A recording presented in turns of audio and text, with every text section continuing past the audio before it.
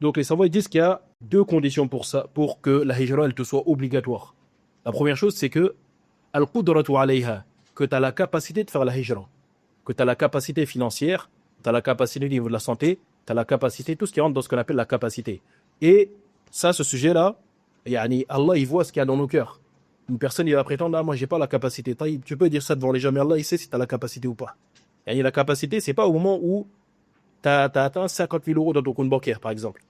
La capacité, c'est pas au moment où la capacité, c'est une chose générale et elle est c'est au cas par cas.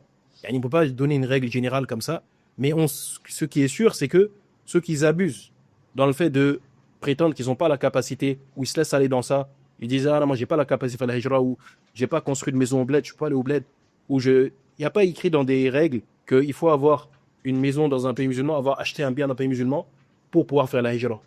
Ou bien il faut faut être à la retraite ou autre.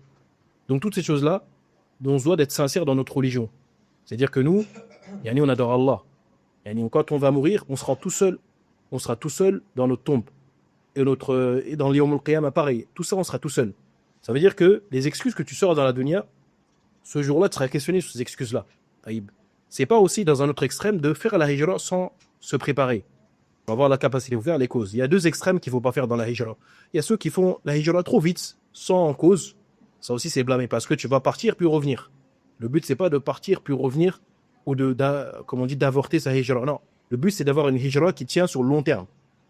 Il y a aussi il y a l'autre extrême qui est ceux qui abusent trop dans la capacité. Pour lui, la capacité, c'est au moment où il est devenu chef d'entreprise, il a 5 maisons, etc., etc., ou des choses qu'il va prétendre. Alors que en France, par exemple, il est employé. Il a un appartement, il paye un loyer. En gros, il vit comme ça en France, il n'a pas de souci. Quel est le problème si tu vis pareil dans un pays musulman? Pourquoi est-ce que quand c'est dans le pays musulman, tu dois forcément être le plus riche? Et pourquoi quand c'est en France, là, tu n'as pas de souci de patienter, de vivre dans une cité ou autre, où il y a des péchés et tout, ou voilà, où tu prends ton RSA ou autre. Alors que dans les pays musulmans, là, il faut forcément que tu gagnes 4 000 euros. Donc ça, faut savoir, Shaitan, il aime pas ça. Shaitan, plutôt, il aime bien ça, je voulais dire. C'est-à-dire que ça, c'est Shaitan qui joue ça, qui joue sur ça. Et on se doit d'être fortil, c'est-à-dire qu'on doit être intelligent et on doit être concentré sur le fait d'éviter de tomber dans les ruses du diable. Sur le fait d'éviter de tomber dans ce qu'on appelle les ruses du diable.